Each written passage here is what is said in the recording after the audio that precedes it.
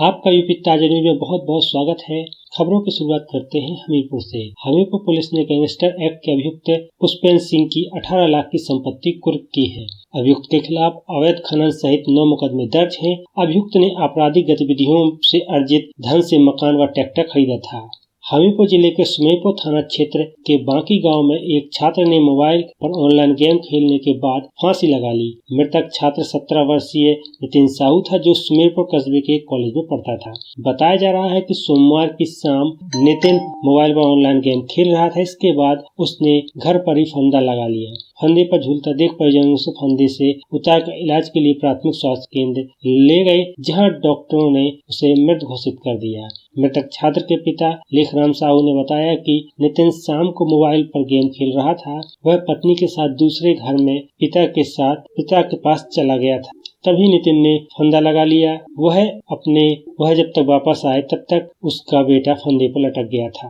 हमीरपुर के मुस्करा कस्बे में सोमवार की रात डंपर ने एक टक्कर से बाइक सवार 3 युवकों की गंभीर रूप से घायल हो गए। इनमें से एक युवक की मौत हो गई, 2 घायल हैं।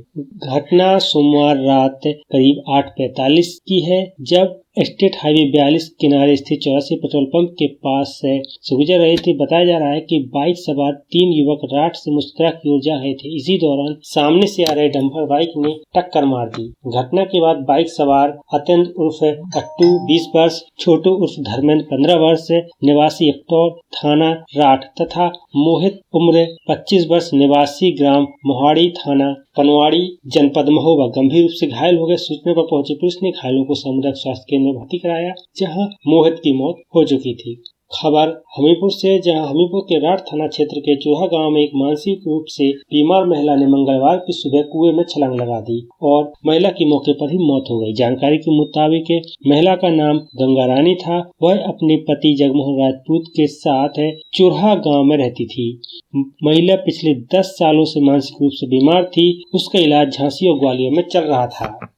झांसी में 4 निजी विश्वविद्यालयों की स्थापना की तैयारी। झांसी में औद्योगिक नगरी के रूप में विकास के साथ शिक्षा का हब भी बनने जा रहा है। यहाँ 4 निजी विश्वविद्यालयों की स्थापना की तैयारी है। इन विश्वविद्यालयों में गांधी विश्वविद्यालय, पंडित दीनदयाल उपाध्याय शिक्षण ट्रस्ट, पंडित वासुदेव तिवारी स्किल यूनिवर्सिटी और हजरत सैयद एवज अली शाह रहमतुल्ला स्किल यूनिवर्सिटी शामिल है। इन विश्वविद्यालयों की स्थापना के लिए सरकार के साथ MOU साइन कर लिया गया है। जल्द ही इन विश्वविद्यालयों के लिए जमीन का आवंटन किया जाएगा और निर्माण कार्य शुरू होगा।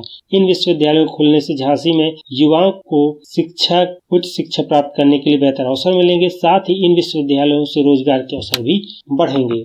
खबर अयोध्या से है, जहां रामलला के दर्शन के लिए पैदल चल रहे हैं राम भक्त। अयोध्या में रामलला के दर्शन के लिए देश भर से राम भक्त पैदल चल कर जा रहे हैं। इनमें प्राइवेट जॉब करने वाले दुकानदार, किसान शामिल हैं। इन लोगों ने 22 जनवरी तक अयोध्या पहुंचने का लक्ष्य रखा है। हालांकि सर्द हवाओं और पैरों में छालों के चलते मुश्किलों का सामना इनको करना पड़ रहा है। निजी स्कूलों में गरीब बच्चों के लिए मुफ्त एडमिशन। उत्तर प्रदेश में निःशुल्क शिक्षा के अधिकार RTE के तहत गरीब बच्चों के लिए निजी स्कूलों में मुफ्त एडमिशन की प्रक्रिया शुरू हो गई है। पहले चरण में 20 जनवरी से 16 फरवरी तक आवेदन भरे जाएंगे। आवेदन करने के लिए बच्चों की उम्र 3 साल से 7 साल के बीच होनी चाहिए। अभिभावक की आय सालाना 1 लाख रुपए से कम होनी चाहिए। खबर मौसम को लेकर है। भारत मौसम विज्ञान विभाग ने उत्तर प्रदेश, हरियाणा, चंडीगढ़, दिल्ली, पंजाब, उत्तर राजस्थान और उत्तरी मध्य प्रदेश के कुछ हिस्सों में घने कोहरे की चेतावनी जारी की है। इन इलाकों में विजिबिलिटी कम होने से यातायात प्रभावित होने की संभावना है। खबर उत्तर प्रदेश पुलिस भर्ती के आवेदन को लेकर है। उत्तर प्रदेश पुलिस आरक्षी भर्ती 2023 की आवेदन त्रुटियों के संशोधन की तिथि बढ़ाकर 20 जनवरी कर दी गई है। यह तिथि पहले 18 जनवरी थी। इस दौरान अभ्यर्थी अपने आवेदन में त्रुटियों को सुधार कर शुल्क का संयोजन कर सकते हैं। खबर गाजियाबाद से है, जहां गाजियाबाद के टॉनिक सिटी इस इलाके में फायर एक्सटिंग्विशर बनाने वाली कंपनी में सिलेंडर फटने से 2 मजदूरों की मौत हो गई। मृतकों की पहचान अमजद और आयान के रूप में हुई है। दोनों कर्मचारी सिलेंडर फटने के समय काम कर रहे थे। पुलिस ने शव को पोस्टमार्टम के लिए भेज दिया है। सिलेंडर के फटने का कारण क्या है, इसकी जाँच की जा रही है। उत्तर प्रदेश में उपचुनाव से जुड़ी बड़ी खबर सामने आ रही है। भारतीय जनता पार्टी ने अपने एमएलसी प्रत्याशी के नाम की घोषणा कर दी है। बीजेपी ने दारा सिंह चौहान को अपना एमएलसी प्रत्याशी बनाया है। तो ये थी उत्तर प्रदेश की कुछ खास खबरें। आपका यूपी ताजा न्यूज को समय देने के लिए बहुत बहुत धन्यवाद।